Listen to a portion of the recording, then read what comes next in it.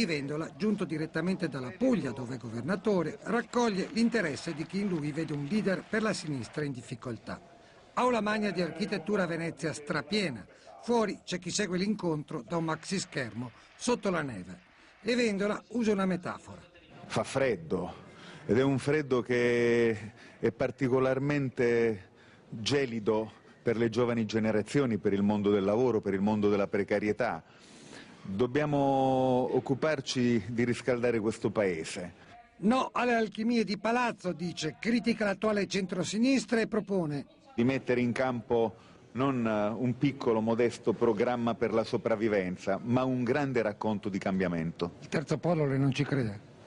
Ma non credo all'annessione del terzo polo. Penso che bisogna discutere con i centristi.